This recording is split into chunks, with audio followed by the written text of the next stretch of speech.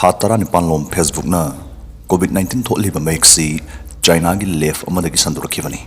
Natraga Mahik si taibang mina Thouwoina sabne haiba theory siga hek mari leinaba post bumba thagatpada thingba thamba. Thaglakpa post bumba kakthatpa natraga losinduna lakpane. Adubu chayol amaronggi mamangdagi masiga thingbasi Facebook na komthokre. Masi kari manunggi komthoribano isai sana kanthabiyo. UK scientists sing UK intelligence amadi malemi tongan expert kya amanaso Mahik si mina sabo igani amadi changyang pham left amadagi sandorakhiba oigani hariba theory si kanna sokanrakli. Laichat sinang alingai Donald Trump na Mahik si bu Chinese Mahik ni Chinese virus ni dana law khongkibon tamaduda lautuna ba mayawbugum Trump wangang bu seksindaba apangma president ama malhanki.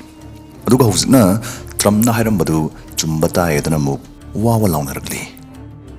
Theory is na chumbata aragadi Mahik si nainaba natraga sem sabada mamay ani longba American phamnaiba mkoi kharasu chanagadori bra haibsisu hangba yabo hangamoiragli. Ngasi June 3 Laichatsibu tholiba SARS-CoV-2 hariba malemsdagi punna miyoi lak kunthra taret hen hat kraba Mahik sina sapong lakiba chonga ga kunmari subunumini. Chonga kunmari ni staida ekwegi nongmagi punsida hongba yabo hongkre. Adubu ngasisu hongmanaida wahang amadi adumuk leiri. Mahik si karamna thorakibano kadaidagi lakibano. Masigi wangsni. Sekpi, mink, pangolin, pamjilaba sadong chot lauba kaithelama. Natraga bigyan gi changing phamkonsang haide left amadagi lik oiraktuna sandurakiba miyoibana saba kutsim gi Mahik amo oidibra. Tangdangba pakhum phangdri. Adubu tha 19 sig manungda Mahik si sidai lakpo oigani dana phongdokpa theory kya ama dabi kya ama dileiri. Theory singdugi manungda yumpham yawdabani oiroi adana namsuluraba mami samnuraba theory amakak chayol amani staida inau namuk hingalakli mami singdurakli. The left leg theory. Mahik si Mahik matai changing pham left amadagi sandorakhibra haibsni. Theory sigi matangda February 2020 gi swaidagi e-pau channel kyada sandokpa honarakhi. Adubo matam staida masigi theory si conspiracy theory ni. Hiram staida khananena kiba interview sing leibak miyamda aranba pau sandoklibani dana maruina China na yetpa horakhi. Hirams da pau toina phongi haibgidamak India gi wian yauna TV channel kya ama China na ban boycott amadi warning pau doraki. Laichat asna aikoi bosuk wahalaba tanpum study Mahik si chapchaba kadai di lakibno. Masna Mahik mataibu Langi Khutlai Amara sagi yauna sakiba khusim gi Mahik ama natraga khulai ama oiramba tarabadi kamdo bhaibasigi wahangsi leinabada loksing hengat panatana mangjab kisilairo haningi. May 13 2021 numitsida American scientist taranipana matoina science hariba journal staida warol amakak phunglaki. Madudi Mahik si harofamsi left amadagini natraga zoonotic spillover haidi yanglin sarupan jiba amadagi Mahik si miyoibida songsilakpuna sandorakpani hariba theory ani si amukhana kumna nainaduna thigatpagi mathau tari haibasni. Mastagi May 36 President Joe Biden na matamamada mahang hiktukburaba masigi theory si amukhanna makoktagi thigatnaba yathang pirakhibani. Left theory si matangda ekhoi kupna mutang khangminasi.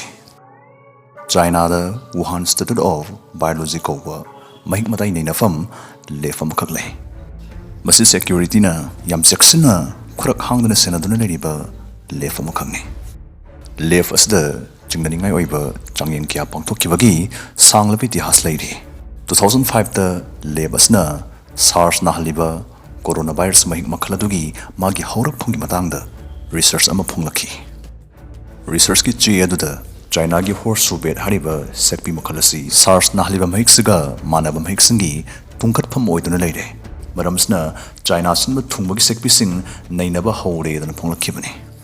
2012 dasu lab asna changyeng gi tamak mine haidi khong amadagi sample khara phangki.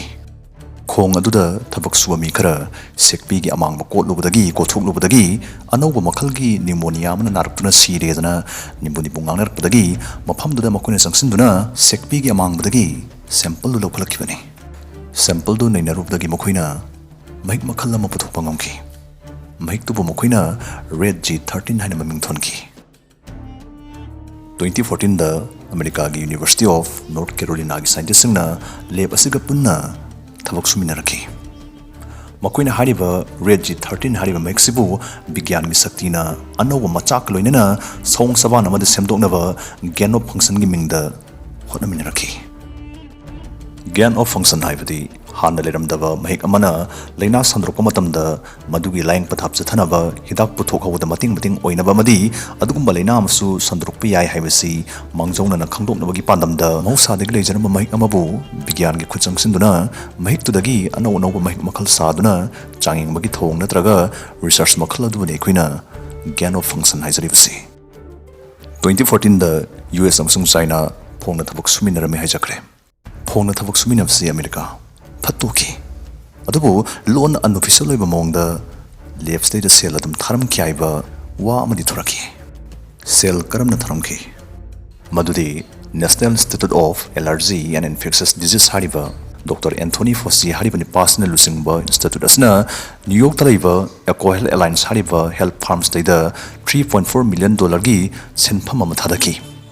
Amadi masigi health farmers namuk China gi labs da sekpi gi coronavirus nainanab gi damak chahi manga gi manungda $590,500 thiram bagi report ama thoraki America ge choba political party amoriba Republican sunadi masigi report se chungani dana phongtokli makoina Eco Health Alliance haijakiba health farm do gi president Peter Dezakna Dr. Anthony da April 2020 da tharakiba email am su puthoraki email aduda Peter Dezakna Dr. Anthony bu COVID-19 thualiba SARS-CoV-2 hariba coronavirus mek makalsi China gi left adudagi sandorak poiroi mausa prakriti dagi thoksaruktuna sandorak po oigani haibo phamsi sokatuna ngang gidamak thagat wahi phongdok lomki aron ba malosin bada tengbang ni haiba gidamak thagat wahi oina tharakiba email amoina uba yai haibani Dr. Anthony Fauci gi yamlatna khumba paukhum staminase support sending money to the Wuhan Virology Institute.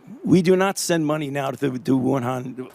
2014 da America gi phumari suba president Barack Obama naso America gi praja sing da asumna warning pirongki ngasdagi chahi manga taragi matungda Spanish flu gumba tamthiba leina laisad ma thuragadi aikoi kamdongni aikoi jackson da bayad havesni like the Spanish flu crops up 5 years from now masna mu tan chanabani natraga midyang sanbaini singbaini haidoribra natraga makoigi karigumba khangjabi ama leibadagi haribra masi sai sagi wakhalna sagat pigani 2018 da China gi labs na Yunnan hariba mafam sigi sekpi leiba sung singa naknaba khunnamagi khunja khrada sekpi gi coronavirus da ngakthoknaba antibody makoi gi hakchang da sungjaba thengnare haiba warolama phonglaki masina takpadi mahik simioi bada sandokpa horamle haibani masdagi amuk 2019 gi November thada lepsi gi thomi makhoi hum COVID-19 amasung lok laihoga manaba layong da nare haibagi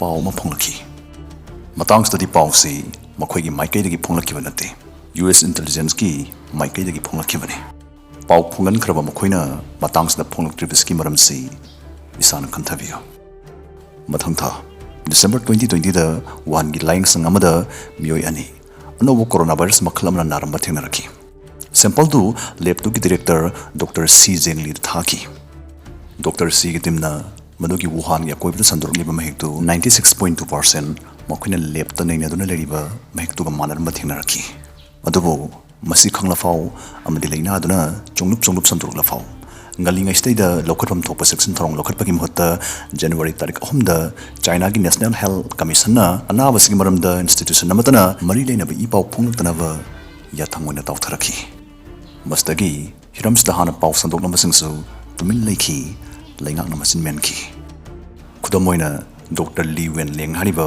Wuhan Central Hospital gi mitki doctors na aikhoi gi WhatsApp kumba makhoi gi WeChat hariba apps gi close group amada laina si gi tamthiba amadi masti gi section aba warning torongki adubu ꯂꯩꯉꯥꯛꯅ ꯏꯀꯨꯏ ꯀꯨꯏꯗꯅ ꯃꯥꯕꯨ ꯇꯣꯉꯥ ꯁꯟꯗꯣꯏ ꯑꯃꯗꯤ ꯄ꯭ꯔꯖꯥꯁꯤꯡꯗ ꯃꯤ ꯄꯥꯏꯍꯜꯂꯤ ꯍꯥꯏꯕꯒꯤ ꯅꯃꯥꯗ ꯂꯥꯜꯂꯦ ꯍꯥꯏꯖꯅꯕ statement ꯑꯃ ꯅꯝꯐꯨꯗ ꯁꯣꯏ ꯇꯧꯍꯟꯈꯤ ꯗꯣꯛꯇꯔ ꯂꯤ ꯋꯦꯟꯂꯦꯡꯒꯤ ꯃꯇꯥꯡꯁꯤ ꯚꯥꯏꯔꯦꯜ ꯑꯣꯏꯈꯤꯕꯅꯤ ꯑꯗꯣꯝꯁꯨ ꯁꯣꯏꯗꯅ ꯅꯤꯡꯁꯤꯡꯕꯤꯔꯝꯒꯅꯤ ꯑꯁꯨꯝꯅ ꯗꯣꯛꯇꯔ ꯂꯤ ꯋꯦꯟꯂꯦꯡꯒꯨꯝꯕ ꯃꯤꯑꯣꯏ ꯀꯌꯥ ꯑꯃ ꯐꯥꯖꯤꯟꯕ ꯅꯠꯇ꯭ꯔꯒ ꯅꯥꯔꯦ ꯍꯥꯏꯗꯨꯅ ꯀ꯭ꯋꯥꯔꯦꯟꯇꯤꯟ ꯇꯧꯍꯟꯗꯨꯅ ꯊꯝꯈꯤ ꯃꯇꯥꯡꯁꯤꯗ WHOꯅ ꯃꯍꯤꯛꯁꯤ ꯋꯨꯍꯥꯟꯒꯤ ꯂꯦꯞꯇꯨꯗꯒꯤ ꯂꯤꯛ ꯑꯣꯏꯔꯛꯄꯅꯤ ꯍꯥꯏꯕ ꯊꯤꯑꯣꯔꯤꯁꯤꯒꯤ ꯃꯥꯌꯣꯛꯇ ꯂꯩꯈꯤ ꯇꯟꯖꯥꯁꯤꯗ ꯃꯌꯥꯝꯅ ꯍꯦꯟꯗꯣꯛꯅ ꯊꯥꯖꯅꯔꯕ ꯂꯦꯟꯁꯦꯠ ꯍꯥꯏꯔꯤꯕ ꯃꯁꯛ ꯅꯥꯏꯔꯕ ꯃꯦꯗꯤꯀꯦꯜ ꯖꯔꯅꯦꯜꯁꯤꯅꯁꯨ ꯊꯤꯑꯣꯔꯤꯁꯤ ꯌꯨꯝꯐꯝ ꯌꯥꯎꯗꯕꯅꯤ ꯍꯥꯏꯅ ꯐꯣꯡꯗꯣꯔꯛꯄꯗꯒꯤ ꯖꯔꯅꯦꯜꯁꯤꯕꯨ ꯊꯥꯖꯕꯗꯒꯤ ꯂꯦꯞ ꯂꯤꯛ ꯊꯤꯑꯣꯔꯤꯁꯤ ꯃꯃꯤ ꯁꯥꯝꯂꯨꯕꯅꯤ ꯍꯟꯗꯛ ꯊꯤꯑꯣꯔꯤꯁꯤꯅ ꯑꯃꯨꯛ ꯍꯦꯟꯒꯠꯂꯛꯄꯁꯤꯗꯗꯤ ꯆꯤꯡꯅꯅꯤꯡꯉꯥꯏ ꯉꯥꯛꯇꯅꯤ ꯃꯃꯥꯡ ꯆꯍꯤꯒꯤ ꯖꯨꯂꯥꯏ ꯊꯥꯗ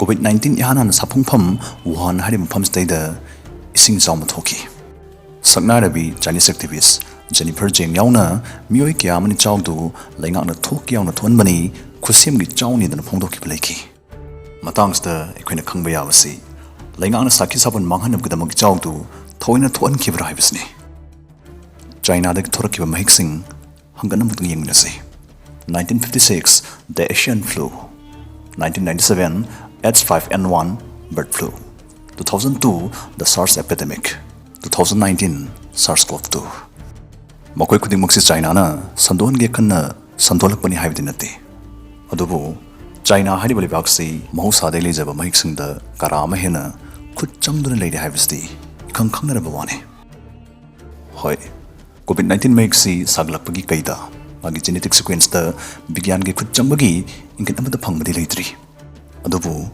ꯁꯥꯏꯟꯇꯤꯐꯤꯛ ꯖꯔꯅꯦꯜꯁꯤꯡꯗ ꯁꯥꯏꯟꯇꯤꯁꯁꯤꯡꯅ ꯁꯥꯈꯤ ꯄ꯭ꯔꯃꯥꯟ ꯑꯣꯏꯕ ꯌꯥꯕ ꯈꯨꯗꯝ ꯃꯃꯤ ꯑꯃꯗ ꯊꯝꯂꯝꯗꯅ ꯃꯍꯤꯛ ꯑꯃꯕꯨ ꯁꯦꯝꯗꯣꯛ ꯁꯥꯗꯣꯛꯄꯒꯤ ꯃꯦꯊꯠꯁꯤꯡꯁꯨ ꯂꯩꯇꯕꯗꯤ ꯅꯠꯇꯦꯗꯅ ꯐꯣꯡꯗꯣꯛꯄꯁꯨ ꯂꯩꯈ꯭ꯔꯕꯅꯤ ꯃꯦꯊꯠ ꯑꯃꯇꯪ ꯄꯟꯖꯔꯕꯗ ꯖꯤꯅꯣꯝꯁꯤ ꯃꯆꯤꯠ ꯃꯆꯤꯠ ꯇꯥꯅ ꯀꯛꯊꯗꯨꯅ ꯊꯝꯂꯒ ꯅꯦꯆꯔꯦꯜ ꯔꯤꯀꯝꯕꯤꯅꯦꯁꯟ ꯍꯥꯏꯗꯤ ꯃꯔꯅꯥꯏ ꯃꯍꯧꯁꯥ ꯑꯣꯏꯕ ꯃꯑꯣꯡꯗ ꯑꯃꯨꯛ ꯄꯨꯟꯁꯤꯟꯅꯖꯜꯂꯛꯄꯁꯤꯁꯨ ꯃꯦꯊꯠ ꯑꯃꯅꯤ ꯑꯔꯥꯏꯕꯧꯍꯩꯗ ꯖꯤꯅꯣꯝ ꯍꯥꯏꯕꯁꯤ ꯖꯤꯕ ꯅꯠꯇ꯭ꯔꯒ ꯄꯥꯝꯕꯤ ꯑꯃ ꯁꯦꯝꯒꯠꯂꯛꯄ ꯅꯠꯇ꯭ꯔꯒ ꯑꯣꯏꯔꯛꯄꯒꯤ ꯃꯄꯨꯡ ꯐꯥꯕ ꯂꯝꯇꯥꯛ ꯍꯥꯏꯗꯤ ꯀꯝꯄ꯭ꯂꯤꯠ ꯁꯦꯠ ꯑꯣꯐ ꯖꯤꯅꯦꯇꯤꯛ ꯏꯟꯁꯇ꯭ꯔꯛꯁꯟꯁ ꯑꯗꯨꯕꯨꯅꯤ ꯑꯔꯣꯏꯕ ꯑꯣꯏꯅ ꯍꯥꯏꯖꯅꯤꯡꯕ ꯋꯥꯐꯝꯗꯤ